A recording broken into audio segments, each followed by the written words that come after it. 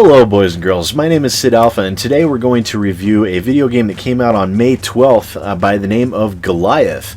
Now, mech type games have always had a special place in my heart. I was a huge fan of the MechWarrior games back in the day, from the first MechWarrior game from Microprose all the way up through MechWarriors 3 and 4, MechWarrior 4 Mercenaries, all the expansions and everything. A little dejected by Titanfall and a few other games since then, but mech style games have always held an interest for me, and that was the main reason why I decided to take a look at this game. Now, I have to admit, I didn't have high hopes or very high expectations going into things, but this game managed to surprise me in a few areas. But before we get into that too much, let's take a quick look at the options menu.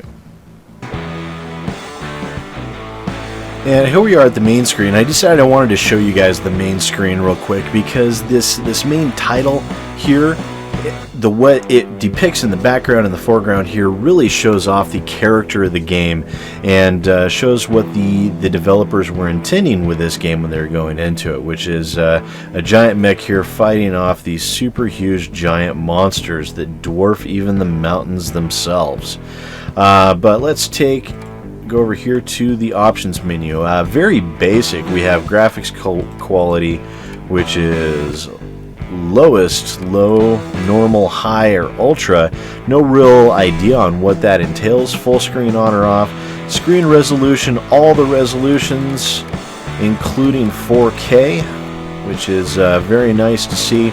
Sound options, music, ambient, master, and effects.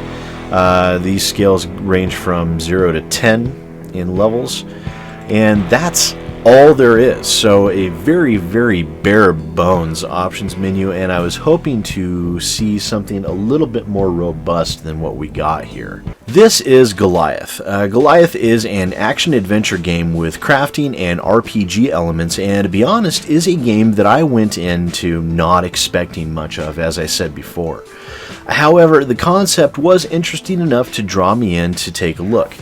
So Goliath takes us to a realm consisting of numerous jumbled fragments from different worlds. Now, your character crashes there on an airplane and quickly figures out that these planetary shards contain some giant scary monsters. So what's the solution? Build giant robots. Now with that, your character sets off on a whirlwind adventure of fighting giant creatures and making deals with humanoid foxes, rats, and more. Now, in this game, you can have up to 3 different instantly usable mechs in your Goliaths in your inventory at once. However, you start out with a very basic wooden Goliath. Now, this will serve for a while as you are led through a fairly decently done tutorial. I quickly learned in this game that not only are there power-up weapons designed for each type and style of Goliath, but that there are also upgrades and new versions of each one that can be unlocked through leveling that give you bonuses to different stats and damage reductions and all sorts of different things. And you gain these through leveling, completing specific tasks, or through the narrative of the game. Now, the controls are basic but functional enough, and they are designed to fit the game in a fairly intuitive fashion. And the gameplay itself is also, while a bit basic, is surprisingly fun and entertaining. Coupling the crafting mechanics here for creating new Goliaths with a top-down shooter was actually a really good matchup here in how they implemented it. It was very well done. Now, the graphics are decently serviceable, but also nothing really to write home about. But then again, you have to remember this isn't a AAA title, and I do say quite often to you guys that good graphics do not a great video game make. And the graphics here are good enough to do what the developers were wanting to do, and it actually lends a certain basic charm to the game. Now, the game does run at 60 frames per second with no noticeable dips in performance or frame rate that I could find after multiple hours of gameplay. Also, with no crashes or visible bugs, the game shows that it was well crafted and proper attention was shown to it. Now, with the crafting and upgrade system, the game offers an exceptional playtime, and it is good enough to maintain your attention span to get some real value out of the game.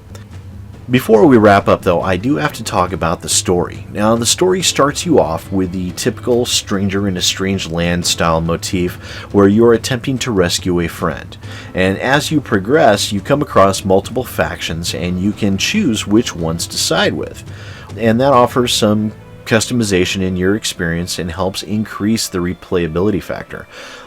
But to be honest, the game is a bit basic in this score, but not bad. The game doesn't take itself or its characters too seriously, and it also isn't overly corny either.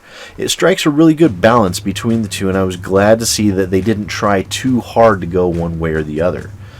And it's worth noting that the game does have both cooperative and competitive multiplayer, which really ups the value of the game.